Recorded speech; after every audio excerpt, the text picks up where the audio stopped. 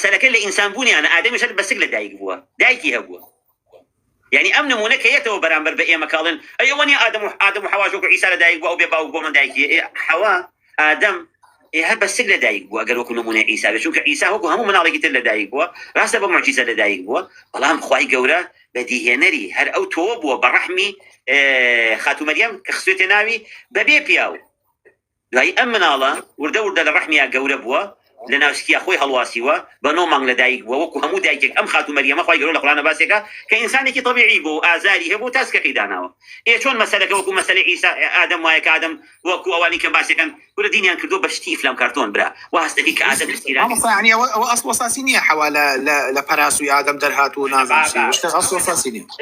ئەسڵ ئەساسی أزاني دراسة دينية بني نازار عليه الصلاة والسلام مفرمي أفرد وكو براسوي تشبي وكو براسوي تشب واي وكو براسوي إنسان واي نكو براسوي تشب وكو أو واي نقبليت ولا براسوي تشب قدر هاتو المسلم كان كان مع حوايا يجي يا أخوي يقول فرمي إنا خلقناكم من ذكر وأنثى ابن كثير فرمي أمام بس آدم وحوايا إيه باشا جنابي ابن كثير رحمة الله عليه شبل جيك هيك أما آدم وحوايا من قراهم بالروابك مشك مرد بو بناو أم تفسيرانا حجني هالقسي كسي كيناوتي باستدلال عقلي والله ما دام ذكر وأنثى يعني آدم وحواء يا أخواني آدمش لترابة إيه أظن القرآن شاخواي جولة دور رفيقك كبيكون لصورتي كهفة عندي كان بي أليد أخلقت بالذي كفر أخلقت بالذي خلقك من تراب يقول دايكو باوك يشبوه كشيء بين يخاتوا كلا أساسكي لقلوهاتوا نقو إنسان لقلبو به تيجيش عزيزة كيمن واي قوليش كاليرا باسيكا وجاي أكاتوا خالق بشرا من صلصال من حمأ مسنون ما بسكا أويا أصلي آدمش ده إنسانة واي قسكا جابويا أم بشرك جيا كراوة لقل إنسانك يا أم خلطية اللي أنتك شو هذا إنسانش لأساسكي لتشيبوا لقردوس كراوة من بلغي كده هي مو جنابش تبو خلق بريسيت تقول واني قرآن زور شارزان نبي والله هربوا قوي استفادة دي واي قولة سورتي آل عمران أفرميت إن مثل عيسى عند الله كمثل آدم باشا أفرميت نموني دروس كردني عيسى لله إخوائي متعال أروكو نموني دروس كردني آدم واي عليه الصلاة والسلام يعني بينجم الآية خزاني بيغمبر آدم عليه السلام لقل دروس بوا نا هيز دليلك مانية لسرويك لقل دروس بوا بالعكس دليل كان زياتر ل 24 تفسير أهل تفسيرش قرطبي وطبري واني ترهم همو أم برزانة لسر أون كخواي پروردگار حواي دروس كردوه لپراسوي آدم ودليلي حديثيش لسر أما هي يسا كتابك لسر مدان راو كتوشينويشي لسر همو أو أنشك رؤر أنشك ألين كخواي قرأ فرمي لنفسي آدم لنفسي أو درستي كردو يعني لنفسي جنسي أو درستي كردو واتا حواشي هر لقلك دروس كردو أما الرأيك بيتواني الرأي جمهورة بلام بيناتش دليلك بقوتها بهر ليك دانويك بلام دليل كانيتر بهمان شيء وكباس لضميرك شيء كانوا هر قررته بو سيدنا آدم وإلا بروي النفس مؤنسة ها قررته بو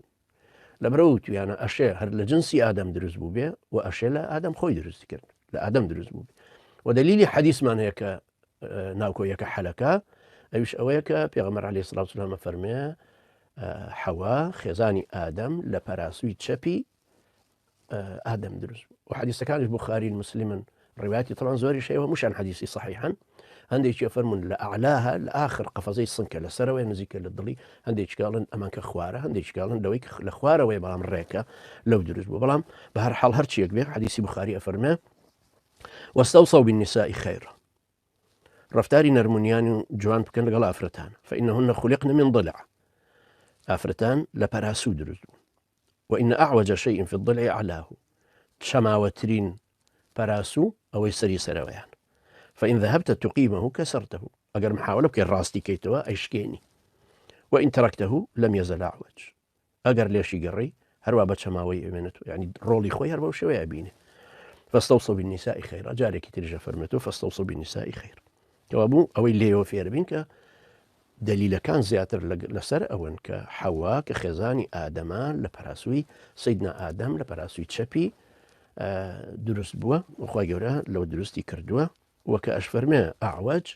طعنا نية تيروتوانج نية لأفرد جرابة ونقصاني نية چونك براسوك بو خوي أقر راس دي كيتو أشكي كوابو طبيعتي سروشتي براسوك خوي ويا خزمتي خوي كابو خواريا وكوچونها مشتك طبيعتي خوي خوار لا إما خوارة بالهم لا أصلا أو بأدرس بس رشتكي واي وبالنسبة هي أفرتي شو بها ما شوي يعني توبتي بختصر مزاجي خود أيشكيني دو نتيجة كيف بطلاق شو عالمي جن عالمي جنة وعالمي بيهاش عالمي بيها بيوس هردو جنسك